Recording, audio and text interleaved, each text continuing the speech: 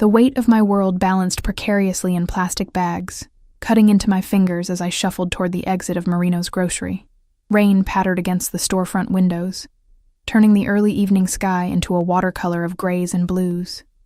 6 months since Ryan's birth. 6 months since his father disappeared with our savings, leaving nothing but a hastily written note and mounting bills. "Come on, baby boy," I whispered to Ryan, who blinked sleepily against my chest in his carrier. "Just a little farther and we'll be home." I'd calculated everything to the penny today. Baby formula, diapers, the cheapest pasta I could find, and one splurge. A chocolate bar I planned to savor over the next week, breaking off tiny pieces each night after Ryan fell asleep. My paycheck from the diner wouldn't arrive for another 3 days. Until then, we'd make do with what I had. The automatic doors parted with a mechanical sigh, releasing me into the damp evening. That's when it happened. My worn sneaker caught on the uneven pavement, sending me lurching forward.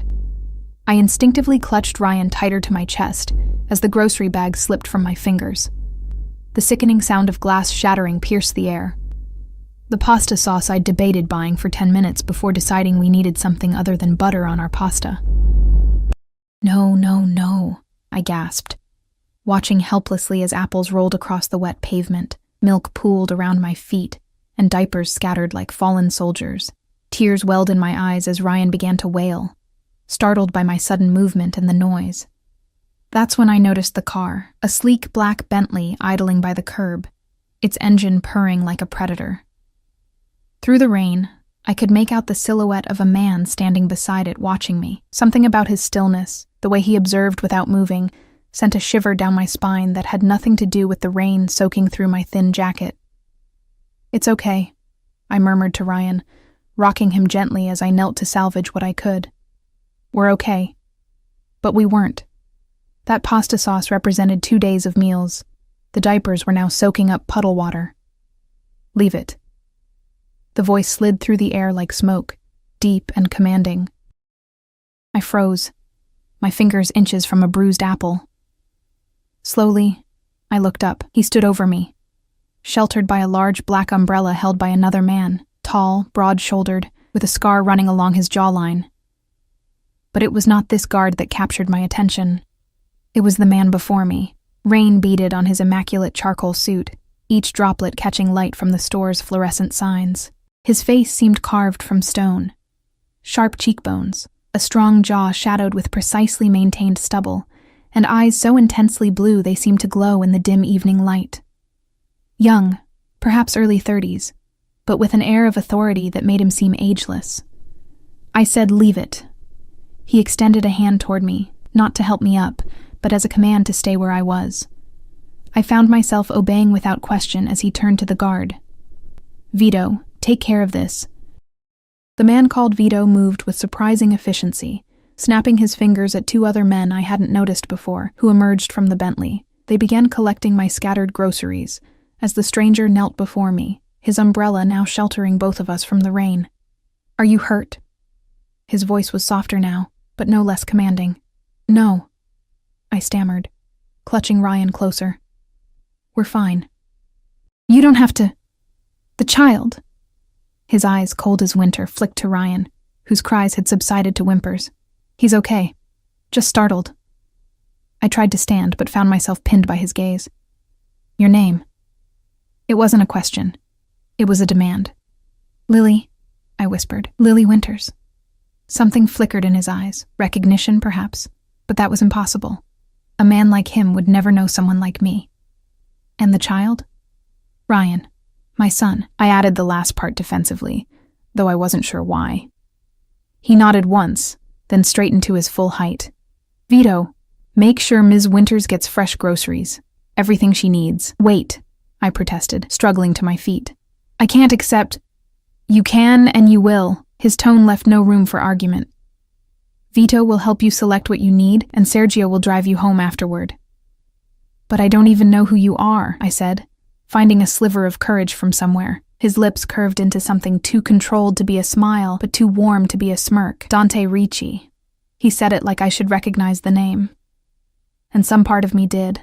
whispers at the diner where I worked, conversations that stopped when I approached tables of certain well-dressed men. "Thank you, Mr. Ricci, but I can't." "Can't what?" His voice hardened. "Can't feed your child properly? Can't accept help when you clearly need it?" His eyes narrowed. "Or is there someone at home who would disapprove? The father, perhaps?" The question sliced through me. "There's no one," I admitted, hating how pathetic I sounded. Ryan's father left before he was born. Something darkened in Dante's expression, a shadow passing over already dangerous waters. "I see." He checked his watch. Platinum, I guessed, catching the light as he moved. "Vito will take care of everything. I have matters to attend to." Before I could protest again, he turned and walked back to the Bentley, moving with the fluid grace of a man accustomed to being obeyed. The driver opened the door, and just before he slipped inside, Dante looked back at me. "Until we meet again, Lily Winters." It wasn't a question of if, but when. The certainty in his voice should have frightened me. Instead, I felt something else, a dangerous spark of curiosity, of wonder. Who was this man who commanded such respect, who stopped to help a struggling mother in the rain?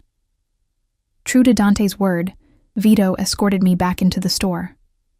The manager, who had barely looked at me during my careful budget shopping earlier, now practically tripped over himself to assist us.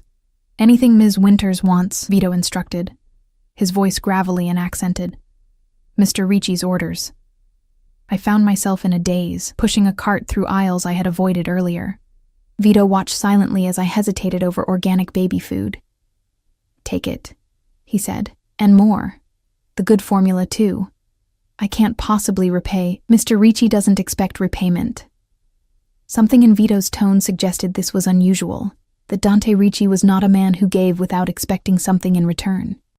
By the time we finished, my cart contained more food than I had bought in the past month. Fresh vegetables, quality meats, snacks I hadn't allowed myself since becoming a mother, and enough baby supplies to last weeks. I felt simultaneous waves of gratitude and shame. Sergio, the driver, loaded the groceries into the Bentley's trunk, while Vito helped secure Ryan's carrier in the back seat. I sat beside my son, feeling utterly out of place in the luxury vehicle, surrounded by leather that probably cost more than my monthly rent. "Address?" Sergio asked, meeting my eyes in the rearview mirror. I hesitated before giving him my apartment building's location in the east side of the city, the kind of place where rent was cheap for a reason. Neither man reacted, but I saw Sergio and Vito exchange a glance. We drove in silence for several minutes before Vito spoke. "You work at Stella's Diner on Jefferson." It wasn't a question. A chill ran down my spine. "How did you know that?" Vito didn't answer. Instead, he said, "Mr. Ricci owns many businesses in this city. He notices things." The implication that Dante Ricci had noticed me before tonight seemed impossible. I was nobody. A single mother working double shifts, invisible to most of the world, especially to men like him. When we reached my apartment building, Sergio parked in a no-parking zone without concern. Both men insisted on carrying the groceries up 4 flights of stairs to my apartment. I fumbled with my keys, acutely aware of the peeling paint on my door, the flickering hallway light, and the distant sounds of arguments and blaring televisions from neighboring units. My tiny one-bedroom apartment felt even smaller with Vito and Sergio inside. They placed the bags on my kitchen counter and floor while I set Ryan's carrier down. "Mr. Ricci would like to ensure you have everything you need," Vito said, looking around my apartment with an unreadable expression. "Is there anything else?" The question hung in the air, loaded with implications I couldn't fully understand. "No," I said firmly. "This is already too much." Vito nodded, then reached into his jacket and produced a business card. Simple black with elegant silver text. Just a phone number, no name. "If you need anything at all, call this number." Mr. Ricci's direct line. I took the card reflexively, my fingers trembling slightly. Why is he doing this? He doesn't know me. "Mr. Ricci has his reasons," Vito said cryptically. "He doesn't do anything without purpose." After they left, I stood in my kitchen, surrounded by more food than I had seen in months, clutching the business card like a talisman. Ryan began to fuss, pulling me from my daze. I prepared his bottle with the premium formula Vito had insisted on buying, changing his diaper with the brand I usually couldn't afford. As Ryan drifted to sleep in my arms, I found myself drawn to the window, 4 stories down, the Bentley still idled at the curb. It remained there for hours, a silent sentinel in the night, until I finally collapsed into bed, dreams filled with blue eyes that seemed to see right through me. The next morning, I woke to Ryan's hungry cries and the lingering feeling that last night had been a dream. But the groceries remained, as did the black business card now sitting on my nightstand. I dressed for my morning shift at the diner, bundling Ryan up for the walk to my neighbor, Mrs. Garcia, who watched him during my shifts for a reduced rate. As I stepped outside my building, I froze. The Bentley was gone, but another black car, a Mercedes this time, sat in its place. The driver's window lowered as I approached, revealing a different man than either Vito or Sergio. "Ms. Winters," he said with a nod. "I've been instructed to drive you to work." My heartbeat quickened. "By Mr. Ricci?" The driver simply nodded. I hesitated, clutching Ryan closer. "I need to drop my son with my neighbor first." "Of course." The driver didn't seem surprised. Nothing about this situation seemed to surprise these men who worked for Dante Ricci. After leaving Ryan with Mrs. Garcia, who raised her eyebrows at the luxury car waiting outside but asked no questions, I allowed myself to be driven to Stella's diner. The drive that usually took me 20 minutes by bus was completed in 7. As we pulled up to the diner, I noticed a sleek motorcycle parked nearby, its rider watching the car intently. "Another one of Mr. Ricci's men?" I asked. The driver's expression didn't change. "Mr. Ricci wants to ensure your safety, Ms. Winters." "Why?" I asked, frustration finally breaking through my shock and gratitude. "Why me?" The driver met my eyes in the rearview mirror. "That's a question only Mr. Ricci can answer." I stepped out of the Mercedes, feeling the weight of unseen eyes following me as I pushed through the diner's doors. The familiar smell of coffee and grease greeted me, along with raised eyebrows from Stella herself, who stood behind the counter refilling salt shakers. "Fancy ride, Lily," she commented, her weathered face a map of curiosity. "Secret admirer?" "Just someone being kind," I mumbled, hurrying to the back to don my pale blue uniform. As I tied my apron, my fingers brushed against the hard edge of Dante Ricci's business card, which I'd transferred to my pocket. I hadn't been able to leave it behind. The morning shift passed in a blur of coffee refills and breakfast orders. Every time the bell above the door chimed, I found myself looking up, half expecting to see Dante's imposing figure. He never appeared, but the black Mercedes remained parked across the street, its driver occasionally stepping out to smoke before returning to his vigilant position. During my break, I slipped into the kitchen where my coworker, Mia, was plating an order of pancakes. "What's with the car service?" she asked, nodding toward the window. "And don't say nothing." Half the staff is talking about it." I hesitated. "I met someone last night. He helped me when I dropped my groceries." Mia's eyes widened. "And now he's sending cars for you? Must be some rich guy." Her expression darkened. "Be careful, Lily.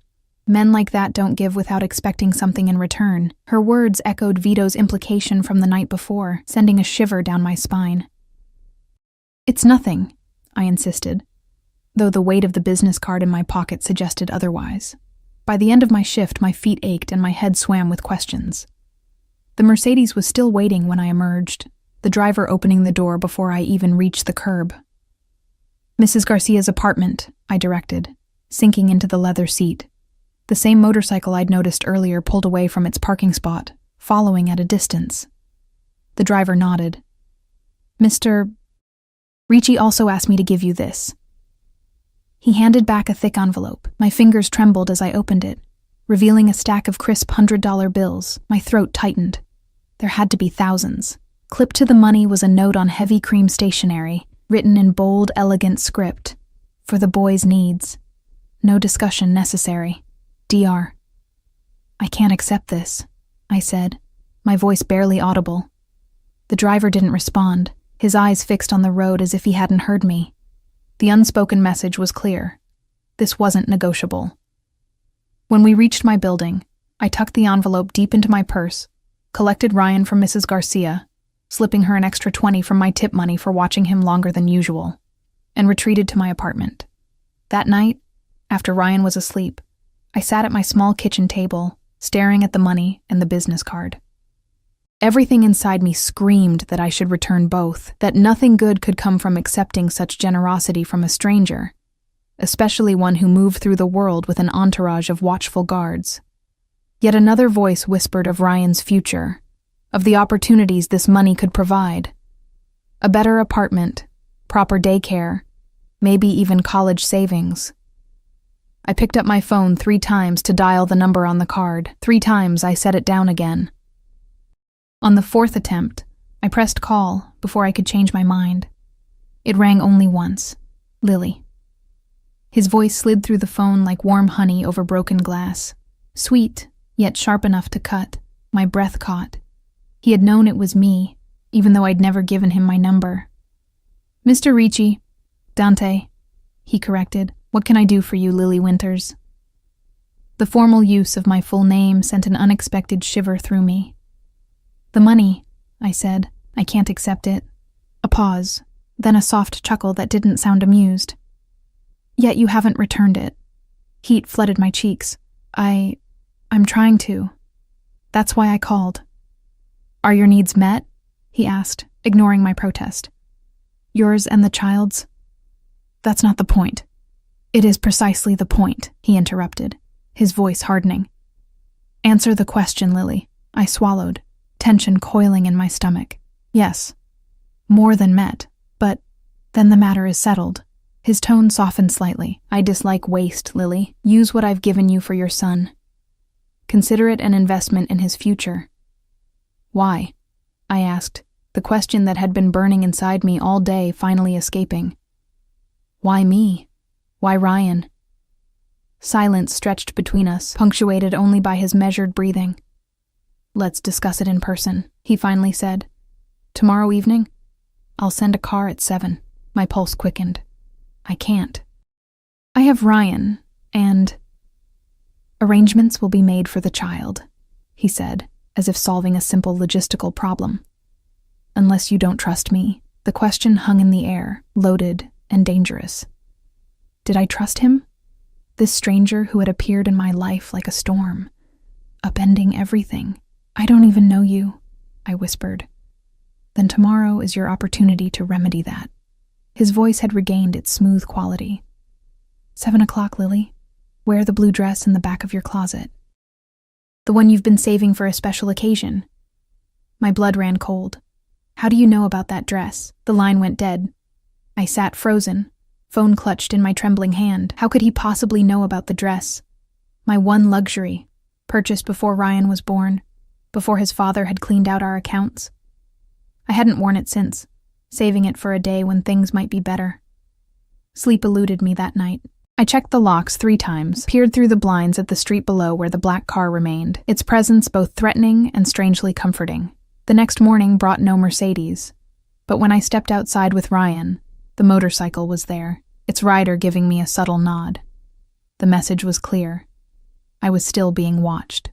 Throughout my shift at the diner, I wavered between calling the number again to cancel our meeting and curious anticipation. By the time I collected Ryan and returned home, I had decided to go through with it, if only to understand why this powerful man had taken such an interest in us. At precisely 6:30 p.m., a knock at my door startled me from my thoughts. I opened it to find Vito standing in the hallway, expression impassive. Ms. Winters? He nodded. I'm here for the child. I instinctively stepped between him and Ryan, who was playing on a blanket in the living room. What do you mean? Mr. Ricci arranged care for your son while you dined together. Vito's voice remained neutral, but his eyes softened slightly. Mrs. Elena Ricci, Mr. Ricci's mother, has offered to watch him personally. She has raised 5 children and has 3 grandchildren. The idea of sending my baby with this man to an unknown location sent panic surging through me.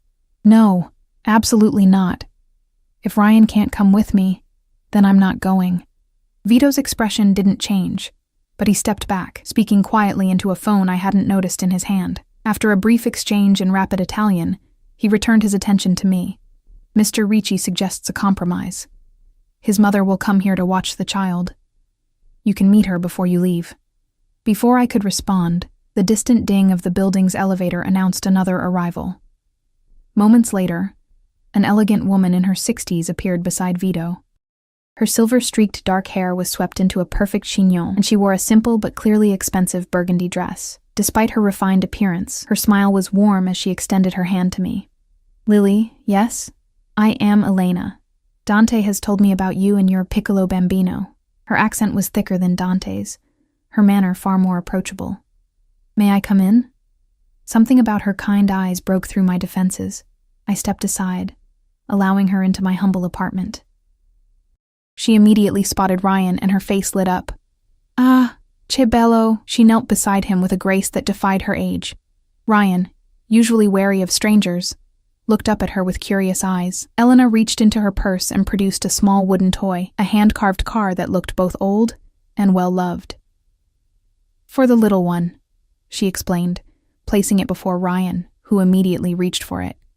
"It belonged to Dante when he was small." I blinked in surprise, unable to imagine the intimidating man I'd met as a child playing with toys. Elena seemed to read my thoughts and laughed softly. "My son was a child once, difficult as that may be to believe now." She rose, studying me with the same penetrating blue eyes as Dante, though hers held warmth where his held ice. "He said you have a blue dress?" 30 minutes later, I stood before my bathroom mirror, hardly recognizing myself. The blue silk dress hugged curves I'd forgotten I had, and Elena had insisted on lending me a pair of pearl earrings and applying light makeup to my face. "Beautiful," she declared, stepping back to admire her work. "Now go. Enjoy your evening. The bambino and I will be fine." Still hesitant, I showed her where everything was. Ryan's formula, diapers, his favorite stuffed elephant.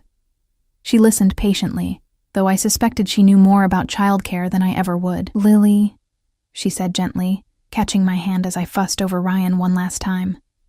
"I know this is strange, but I promise you, my son is a good man. Complicated, yes. Difficult, certainly." A knowing smile touched her lips. "But good at his core. Go, talk to him. Ask your questions." A knock at the door announced Vito's return.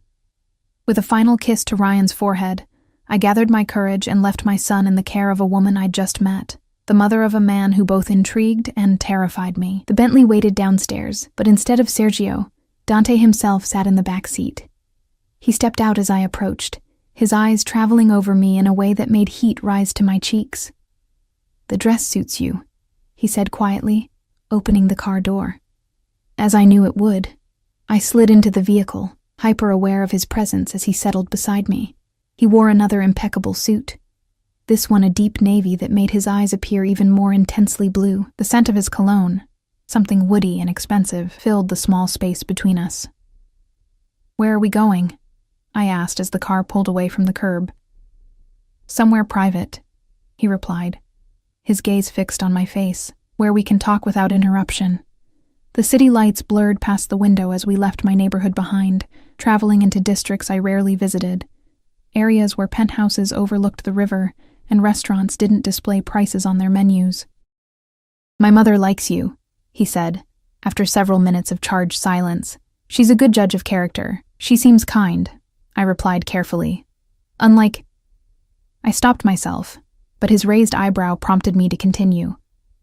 "Unlike what I would expect from your mother." A smile tugged at his lips, the first genuine one I'd seen. "Because I am not kind? Are you?" I countered, finding courage from some unknown source. His eyes darkened. "When it suits me." The car turned into a private garage beneath a sleek high-rise, coming to a stop beside an elevator guarded by 2 men, who straightened immediately upon seeing Dante. They nodded respectfully as he guided me into the elevator with a light hand at the small of my back, a touch that seemed to burn through the thin silk of my dress. "My private residence," he explained as the elevator ascended swiftly. "We won't be disturbed here." The doors opened directly into a penthouse that took my breath away. Floor-to-ceiling windows overlooking the glittering city, minimalist furniture that probably cost more than my yearly salary, and artwork that even I could recognize as priceless. "You live alone in all this?" I asked, unable to hide my awe. Privacy is a luxury I value, he replied, leading me toward the dining room where a table had been set for two. Crystal glasses caught the light from a modern chandelier overhead, and the delicate aroma of something delicious wafted from covered dishes. He pulled out my chair, his fingers brushing against my bare shoulders as I sat. The casual touch sent electricity racing down my spine. As he took his seat across from me, his eyes never leaving mine, I realized I was in the lion's den. And the lion was watching me with unnerving intensity. "Now, Lily Winters," he said, pouring deep red wine into my glass, "I believe you had questions for me." The wine caught the light like liquid rubies as I wrapped my fingers around the delicate stem of the glass. Why me? The question that had haunted me since our first meeting finally escaped my lips. Why go to all this trouble for a stranger who dropped her groceries? Dante's gaze was steady, unreadable as he studied me across the table. "You weren't a stranger to me, Lily." A chill ran through me despite the warmth of the penthouse. What does that mean? He lifted the covers from our plates, revealing perfectly seared scallops arranged like works of art. "Eat," he said, avoiding my question. "Then we'll talk." Something in his tone, not quite a command but certainly not a request, made me comply. The food was exquisite, flavors I couldn't even identify melting on my tongue. I ate in small, careful bites, conscious of his eyes on me, tracking every movement. "You work too hard," he said suddenly. "Double shifts at the diner, taking care of the boy alone, living in that neighborhood." I set down my fork, unease crawling up my spine. "How long have you been watching me?" A hint of a smile touched his lips. 3 months, he admitted, without a trace of embarrassment. "Since you started working at Stella's, the revelation stole my breath. 3 months of unseen observation, of someone tracking my movements, my routines. I should have been terrified, should have run from this man and his surveillance. Instead, I found myself asking, why?" Dante took a sip of his wine, his movements deliberate and controlled. "Your eyes," he said finally. "The first time I saw you, serving coffee with your son strapped to your chest, you looked exhausted, beaten down. But your eyes—" He paused, searching for the right words. There was a fire there, defiance, strength. He leaned forward slightly. "Do you know how rare that is, Lily? To see someone with nothing still fighting as if they had everything to lose?" I swallowed hard, unsure how to respond to the intensity in his voice, the way he spoke as if he'd uncovered something precious in me that I couldn't see myself. "Still doesn't explain why you'd help me," I countered, trying to maintain some semblance of rational thought.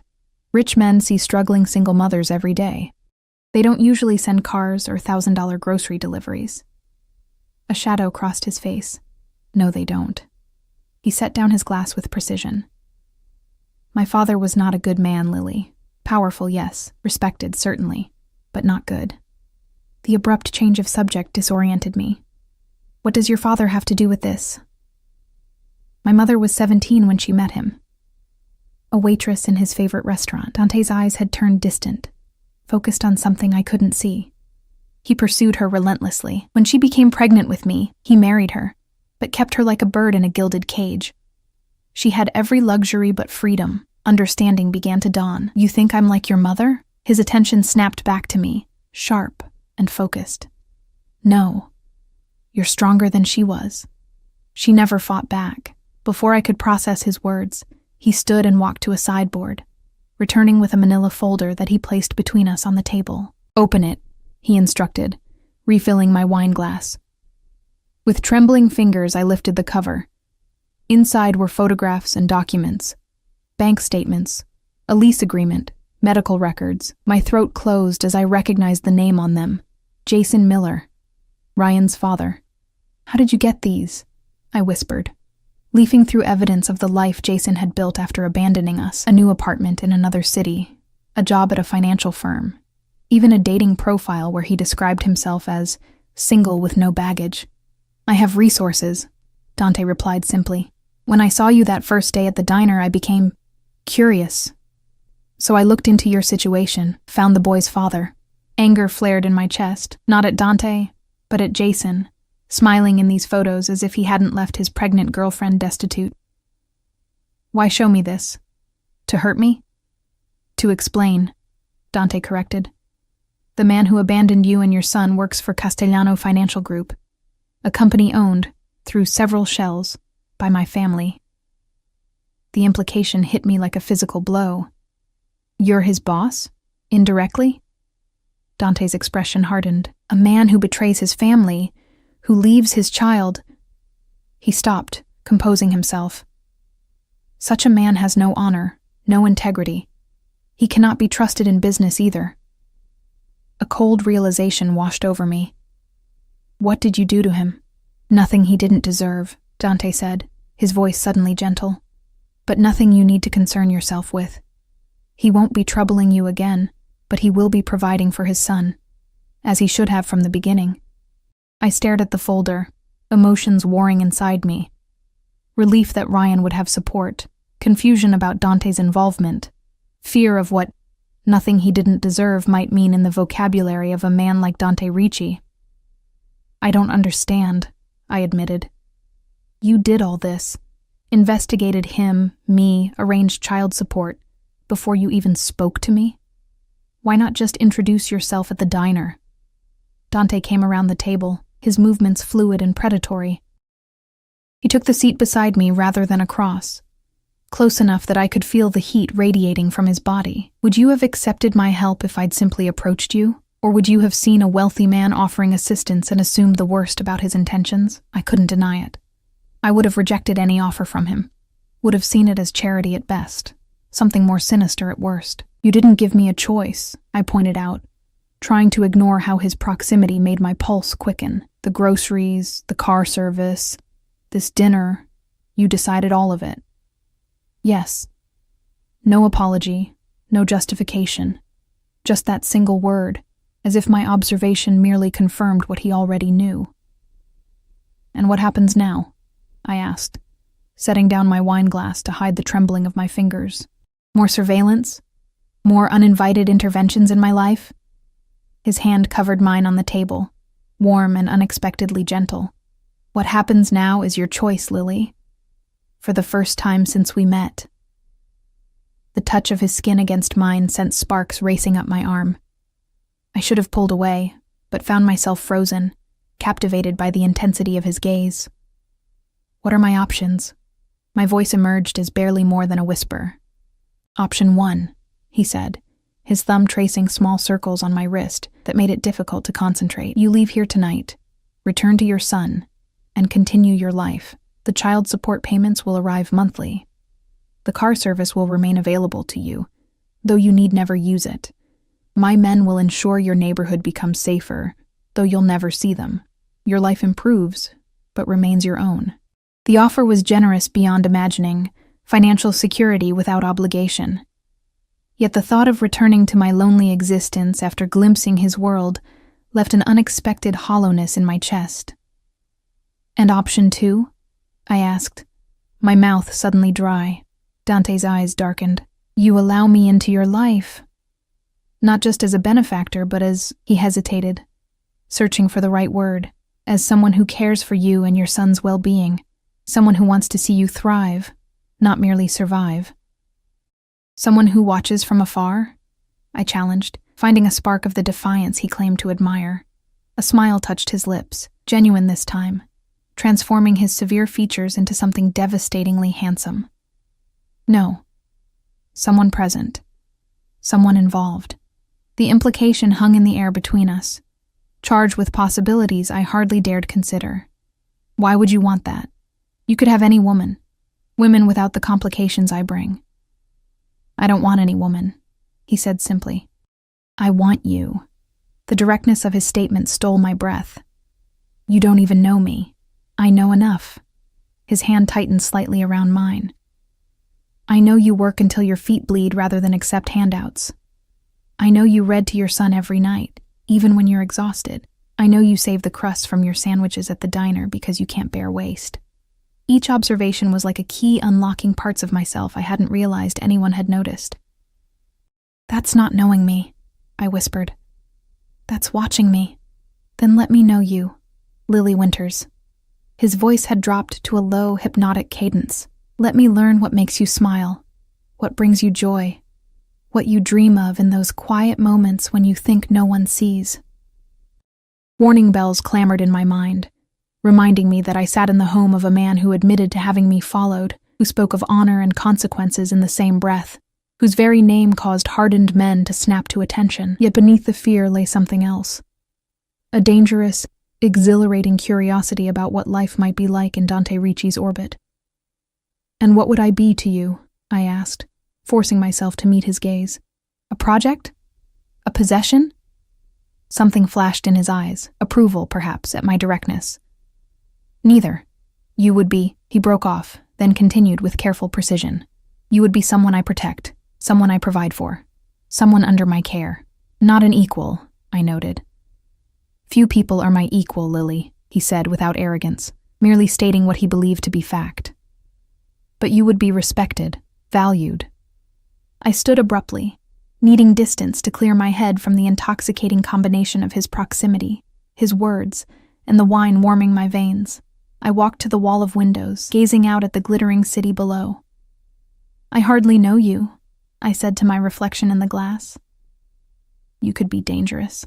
I heard him rise, felt him approach until he stood behind me, close enough that I could feel his breath stir the hair at the nape of my neck. "I am dangerous," he admitted, his reflection meeting mine in the window. "But never to you, never to your son.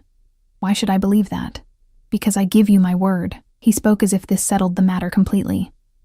"And in my world, Lily, a man's word is the only true currency." I turned to face him, suddenly aware of how close we stood, of how his presence seemed to fill the space around me, making it difficult to breathe, to think. "I need time," I said finally. "This is overwhelming." "Of course." He stepped back, giving me space without seeming to retreat. "Take all the time you need." Relief washed through me, followed quickly by confusion when I caught the flash of something like disappointment in his eyes. Did he expect me to agree immediately? To fall into his arms after one dinner, one conversation? "I should get back to Ryan," I said, glancing at the delicate watch I'd borrowed from my neighbor for the occasion. "Of course," he repeated, guiding me back toward the elevator with that same light touch at the small of my back. "Vito will drive you." The descent to the garage was silent, tension crackling between us like electricity. When the doors opened, Vito stood waiting beside the Bentley, expression impassive as always. Dante walked me to the car, opening the door himself rather than allowing Vito to do it. Before I could slide inside, he caught my hand, raising it to his lips in a gesture that seemed both old-fashioned and intensely intimate. "Consider what I've said, Lily," he murmured against my skin. "You deserve more than struggling alone." The drive back to my apartment passed in a blur of conflicting emotions. By the time Vito escorted me to my door, I had convinced myself that I would decline Dante's offer. It was too much, too fast, too dangerous. Then I opened my door to find Elena seated on my secondhand couch, Ryan sleeping peacefully in her arms. She looked up with a warm smile that reminded me so much of the one Dante had briefly revealed. "He's a perfect angel," she whispered, her eyes soft with affection as she gazed down at my son. "So strong, like his mama." Something twisted in my chest at the sight. This elegant woman holding my child with such genuine tenderness, as if he were precious to her already. How long had it been since anyone but me had looked at Ryan that way? Since anyone had seen him as something other than a burden, a complication? "Thank you for watching him," I managed, slipping off the borrowed earrings and placing them on the coffee table. "You didn't have to stay this late. It was my pleasure." She rose with practiced grace, transferring Ryan to my arms without waking him. He reminds me of Dante at this age. So serious, watching everything. I couldn't help but smile at the image of Dante as a solemn baby, studying the world with those penetrating blue eyes. Elena touched my cheek gently. "My son is complicated, Lily. His world is not easy, but he sees something in you, something special, something worth protecting." She picked up her purse, preparing to leave. "Whatever you decide, remember that the Ricci family takes care of its own, always." After she left, I stood in my suddenly quiet apartment, Ryan's warm weight against my chest, Elena's words echoing in my mind. The Ricci family takes care of its own. Was that what Dante was offering? Not just assistance or even companionship, but belonging? The chance to be part of something larger than myself? I placed Ryan in his crib, changed out of the blue dress, and sat on the edge of my bed, turning Dante's business card over and over in my fingers. The simplicity of it, just a phone number, no name or title, seemed at odds with the complexity of the man himself. A man who had watched me for months. A man who had confronted my son's father without my knowledge or permission. A man who commanded respect with his mere presence. A man who looked at me as if I were something precious. I reached for my phone before I could change my mind, dialing the number I'd already memorized. It rang once. Lily. His voice, even through the phone, sent a shiver down my spine. Have you decided? I took a deep breath, the card clutched in my free hand like a talisman. Yes, I said softly. I choose option 2. The silence that followed seemed to stretch forever, filled with possibilities both terrifying and exhilarating. Good, he finally replied, the single word laden with satisfaction. Very good.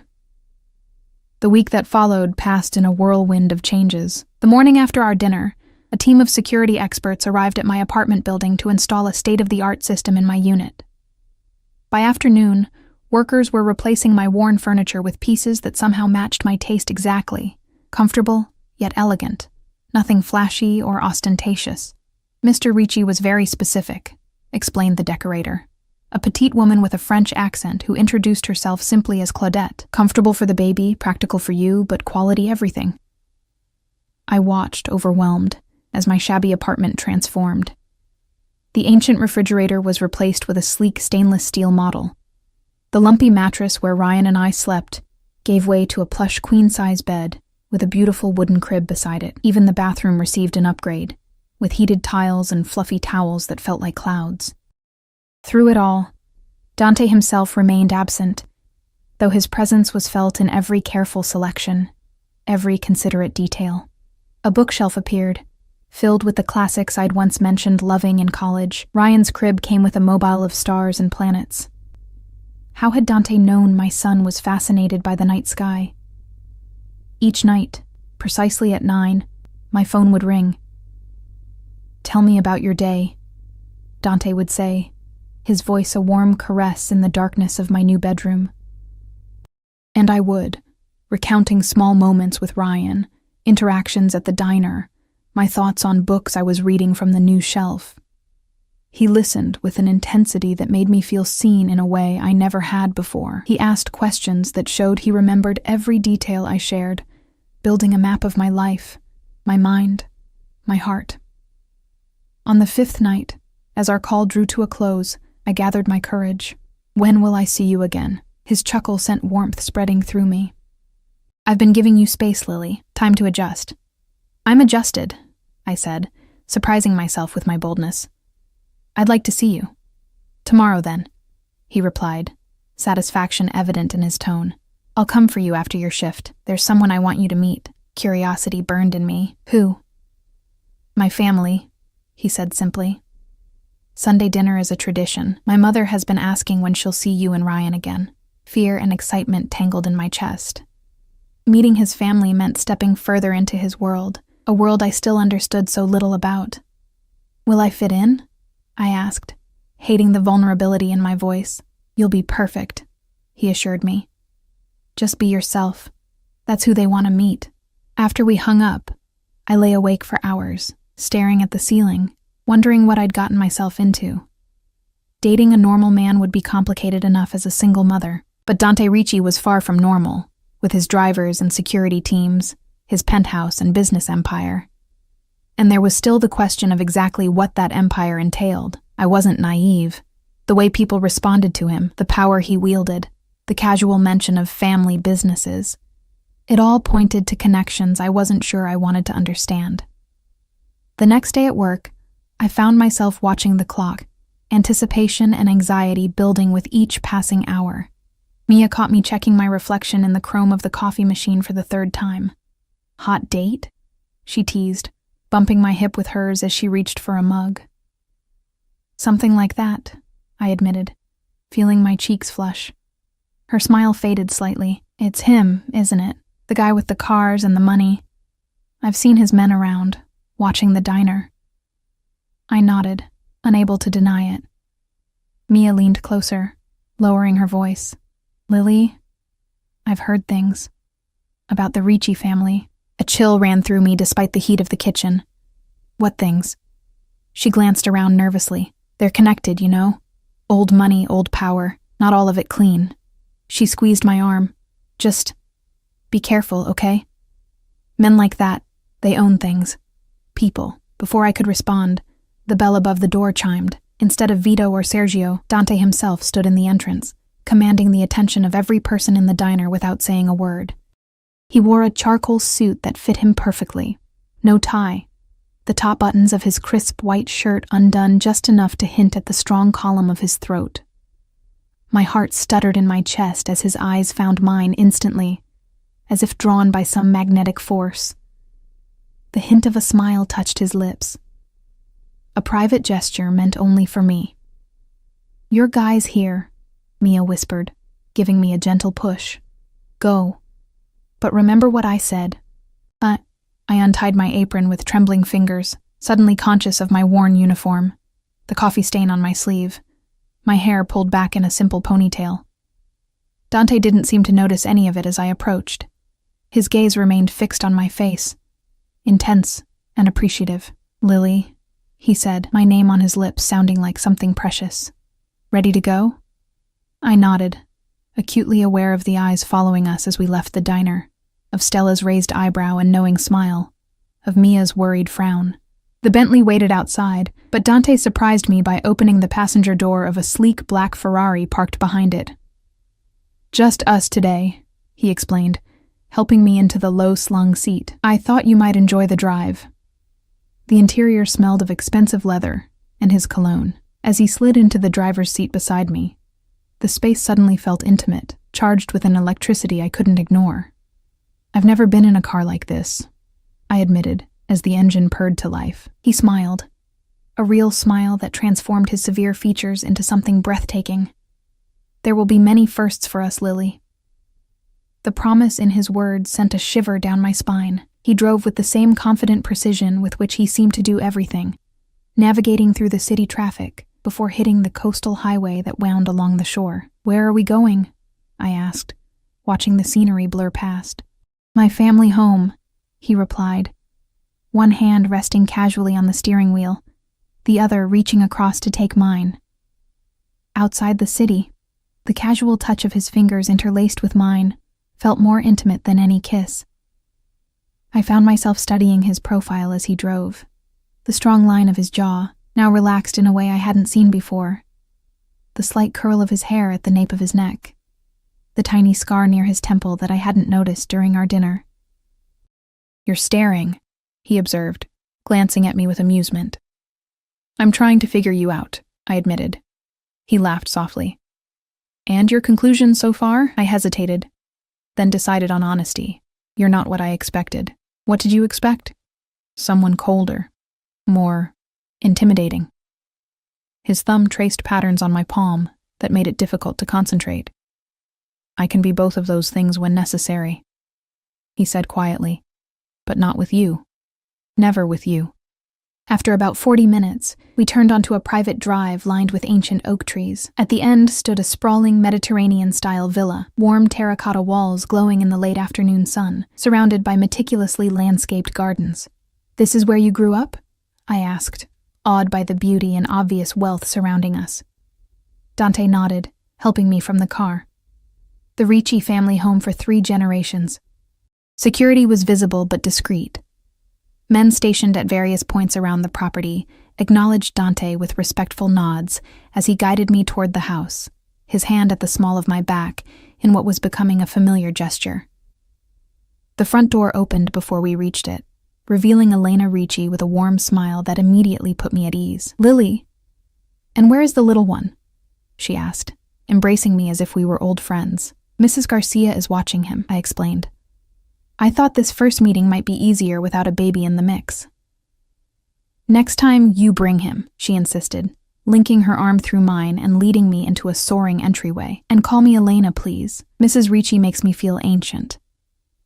The interior of the villa was even more impressive than the exterior. Vaulted ceilings, marble floors, artwork that belonged in museums.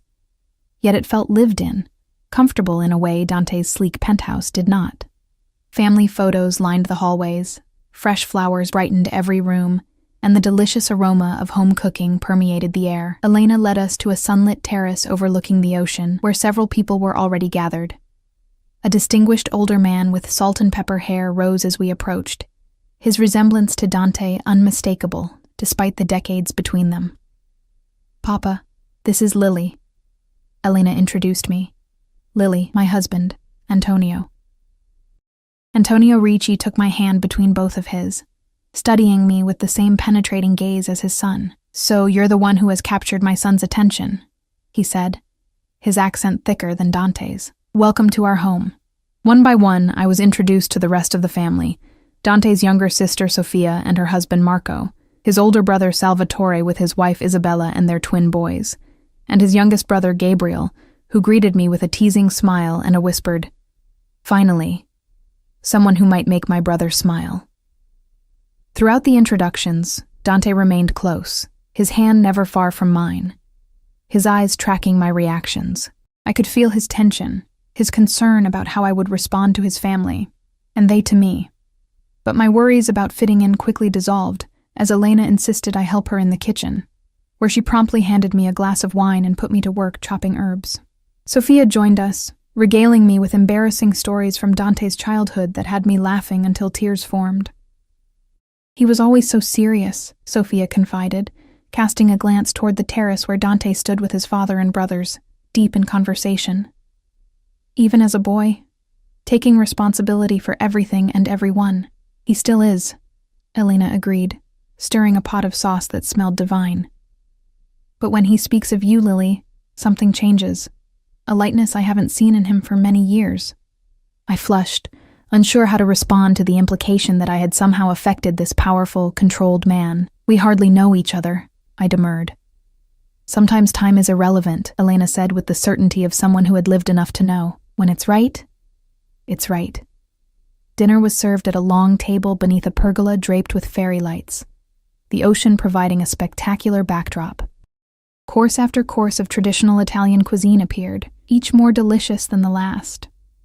Wine flowed freely, conversation moved seamlessly between English and Italian, and laughter echoed under the stars. I found myself seated between Dante and his father, Antonio asking thoughtful questions about my life, my interests, my hopes for Ryan's future. There was no judgment in his inquiries, only genuine curiosity, and increasingly approval. You've had a difficult path, he observed as dessert was served. Yet you've maintained your strength, your dignity. These are qualities the Ricci family admires. Beside me, Dante's hand found mine under the table, squeezing gently. The simple gesture conveyed volumes: pride, reassurance, possession. As the evening progressed, the family gradually dispersed. The twins fell asleep on a nearby sofa, Salvatore and Isabella excusing themselves to take them home, Gabriel departing for what Sofia teasingly called his nightlife, Marco and Sofia lingering over digestives with Antonio, while Elena insisted on sending leftovers home with us. Eventually, Dante and I found ourselves alone on a lower terrace, the sound of waves crashing against the cliffs below us, the moon casting silver light across the water. He stood behind me, arms wrapped around my waist, my back against his chest. "They love you," he murmured against my hair, "especially my mother." I leaned into his embrace, feeling safer than I had in years. "They're wonderful." Nothing like what I expected. "What did you expect?" he asked, echoing our earlier conversation in the car. I hesitated, then decided on honesty again. Something more intimidating, less warm. His quiet chuckle rumbled against my back. "We're Italian, Lily. Family is everything to us." The word hung in the air between us, loaded with implication. Family. Was that what he was offering? A place for Ryan and me in this close-knit clan of Ricci's? "Dante," I began, turning in his arms to face him. "What exactly is your business? Your family's business?" His expression remained open, but I sensed him choosing his words carefully. We have interests in many sectors: real estate, import-export, financial services, private security. Legitimate businesses? I pressed, remembering Mia's warnings, the whispers at the diner. His eyes held mine, unwavering. Would it matter if they weren't? If I told you there were aspects of my world that operated in gray areas? I swallowed hard, recognizing the crossroads before me. This was my chance to walk away, to return to my struggling but uncomplicated life, yet standing here in his arms, with the memory of his family's warmth still fresh. I couldn't bring myself to retreat. It would matter, I admitted softly, but it wouldn't change how I feel. Something shifted in his expression. A tension I hadn't realized he was carrying melted away. His hand came up to cup my cheek, thumb brushing across my lower lip in a touch so gentle it made my heart ache. My family has power in this city, he said carefully. Power built over generations, not all of it through means society would approve of. I won't lie to you about that. I nodded, appreciating his honesty even as it confirmed my suspicions. And now? The businesses you run? Legitimate, he assured me. My father began the transition years ago. I've completed it. The Ricci Empire now operates within the law, though we still maintain certain connections from the old days. The men who watch over me, the way people react when they hear your name. A hint of a smile touched his lips. Reputation has value, Lily. I don't flaunt our history, but I don't deny the advantages it provides. I thought of the security men stationed around his family home, the way the restaurant manager had scrambled to please Vito when he mentioned Dante's name, the swift removal of Jason from my life. And what happens to people who cross you? I asked, needing to know, though part of me feared the answer. His expression darkened. Justice happens, not always through courts or police, but justice nonetheless. Ryan's father is alive and well, Dante interrupted, understanding my concern, working at a much less prestigious job in another state, with court-ordered payments deducted directly from his salary. He faced consequences for his actions, but nothing permanent. Relief washed through me. Whatever else Dante might be, he wasn't the monster my imagination had conjured, or at least, not with those who hadn't truly harmed his family. What about me?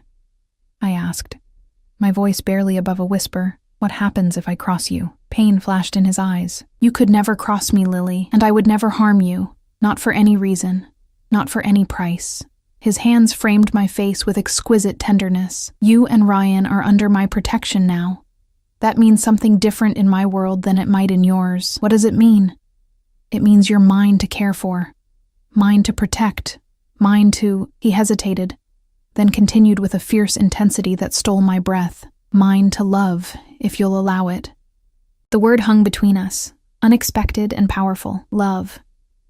Could this intense, dangerous man truly love someone like me, a struggling single mother he barely knew? And more importantly, could I love him back, knowing what I now knew about his world? As if reading my thoughts, he continued softly, I don't expect you to love me yet, Lily. I know this has been fast, overwhelming perhaps, but I want the chance to earn your trust, your affection, eventually your heart. The raw honesty in his voice undid me. Without stopping to think, I rose on tiptoes and pressed my lips to his. For a heartbeat, he remained still, as if shocked by my boldness. Then his arms wrapped around me, pulling me against him as he deepened the kiss with a hunger that matched my own. His lips were firm, yet gentle. His hands splayed across my back, holding me as if I might vanish if he let go. When we finally broke apart, both breathing heavily, his eyes had darkened to midnight blue, burning with an intensity that sent heat pooling low in my belly. Lily, he whispered, my name a prayer on his lips. Be sure.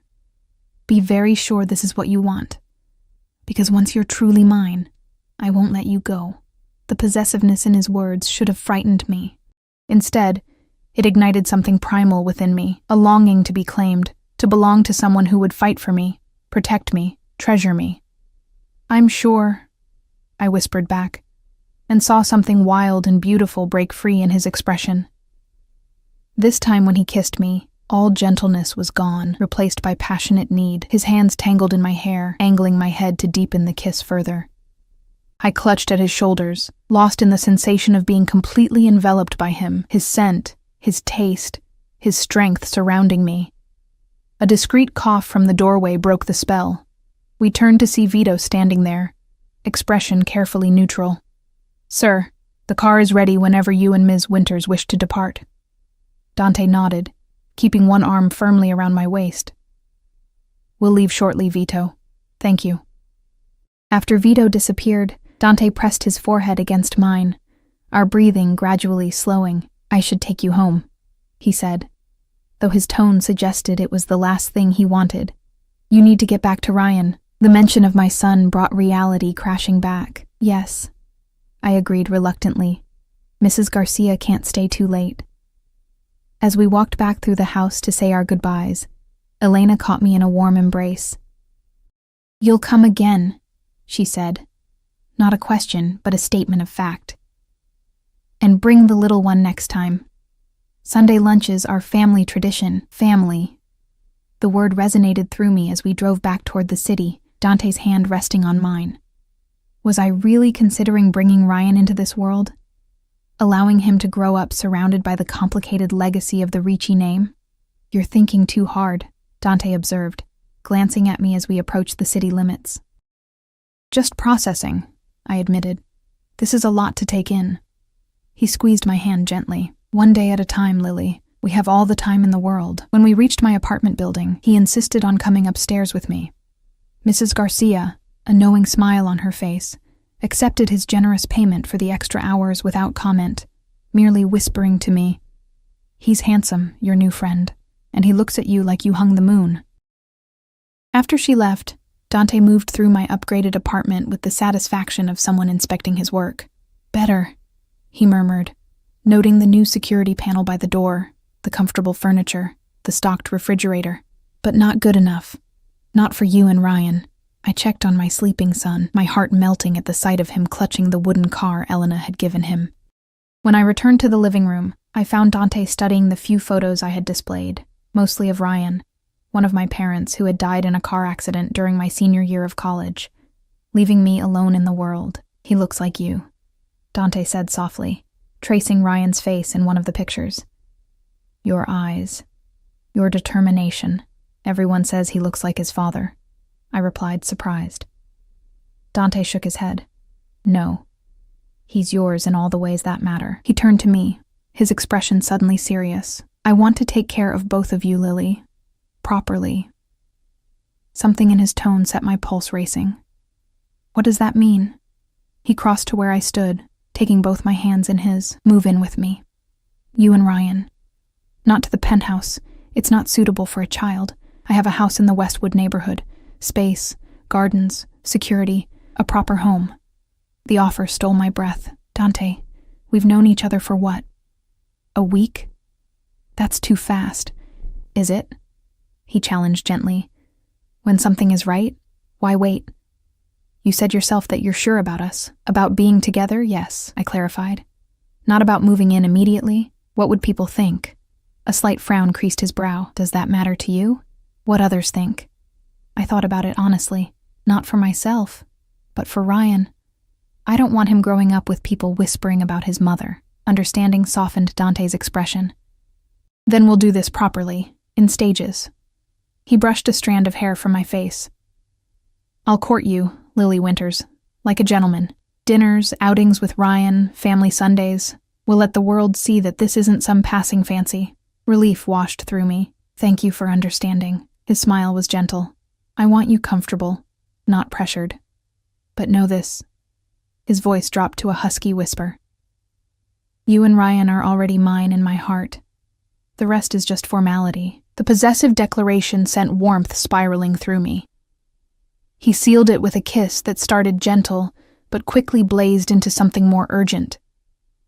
His hands traced the curve of my waist, pulling me against him until I could feel every hard plane of his body. When he finally pulled back, his eyes had darkened with desire. "I should go," he said, voice rough with restraint. Before I forget my promises about doing this properly, I walked him to the door, already missing his presence, though he hadn't yet left. "When will I see you again?" "Tomorrow," he promised, pressing a final kiss to my lips. "I'll pick you up after your shift. We'll take Ryan to the park, the private one my family maintains. No photographers, no strangers, just us." After he left, I leaned against the closed door, heart racing, mind whirling with everything that had happened. In the span of a week, my world had completely transformed. From struggling single mother to... what? The girlfriend of Dante Ricci? It seemed surreal, like a fairy tale I couldn't quite believe. Yet the upgraded apartment around me was real. The taste of his kiss lingered on my lips. And for the first time in years, I felt something I'd almost forgotten. Hope. The months that followed unfolded like a dream. True to his word, Dante courted me with old-fashioned dedication. Dinners at exclusive restaurants where the staff greeted him by name. Weekend outings to his family's private beach house. Sunday lunches that became a sacred tradition. Ryan increasingly doted on by the entire Ricci clan. Elena taught me to make authentic Italian dishes, her gentle guidance never making me feel less than. Sophia became the sister I'd never had, taking me shopping at boutiques I'd previously only walked past, insisting that I needed a wardrobe worthy of a Ricci woman. Throughout it all, Dante remained attentive, passionate, and unfailingly patient. When I decided to quit the diner to focus on finishing the nursing degree I'd abandoned when I became pregnant, he supported me without question, arranging for top tutors and a flexible schedule that allowed me to study while still being present for Ryan. Gradually, I gained insight into Dante's world. I learned that while his businesses were legitimate, his power extended far beyond normal corporate influence. City officials sought his approval for major projects. Police chiefs dined at his table. Even the mayor called him for advice during crises. "It's complicated," he explained one night as we sat on the terrace of his Westwood house, the home he still hoped we would share. "My grandfather built his empire through fear. My father maintained it through strategic alliances. I'm transforming it through legitimate power and influence. And the old ways?" I asked cautiously. "The connections your father mentioned?" Dante's expression remained calm. "Some traditions have value, Lily. Protection, loyalty, justice. The methods change, but the principles remain. I came to understand that the Ricci Empire operated on a code of honor that transcended conventional morality. Dante protected those under his care with fierce dedication. He rewarded loyalty generously, and those who betrayed his trust faced consequences, though I never witnessed the darker aspects of that justice firsthand. As summer turned to fall, then winter, our lives became increasingly intertwined. Ryan, now approaching his first birthday, lit up whenever Dante entered the room, reaching for him with complete trust. I watched in wonder as this powerful, dangerous man would soften completely in the presence of my son, getting down on the floor to build block towers, reading the same storybooks over and over with infinite patience. On Christmas Eve, 6 months after our first meeting at the grocery store, Dante invited my neighbor Mrs. Garcia to watch Ryan at his Westwood home while he took me for a drive. "Where are we going?" I asked as he guided the Ferrari along the coastal highway, the same route we'd taken to his family home that first Sunday. "You'll see," he replied with an enigmatic smile. Instead of turning toward the Ricci villa, he continued along a private road that wound up into the hills overlooking the ocean. At the crest sat a spectacular Mediterranean-style home, warm lights glowing from every window, the gardens tastefully decorated with subtle holiday lights. "Whose house is this?" I asked as he parked in the circular driveway. "Ours," he said simply. "If you want it to be." My heart skipped a beat as he led me through the front door into a soaring entryway, decorated with a magnificent Christmas tree. The home was fully furnished in a style that somehow perfectly blended his tastes with mine, elegant but comfortable, luxurious yet practical for a young child. Room after room revealed thoughtful details, a state-of-the-art kitchen since I'd discovered a love of cooking under Elena's tutelage, a nursery for Ryan painted with a mural of the night sky he loved, a home office where I could study, a master suite with views of the ocean that took my breath away. In the center of the master bedroom, Dante turned to me, his expression more vulnerable than I'd ever seen it. "I promised to court you properly, Lily. To give you time. To let the world see that what we have is real."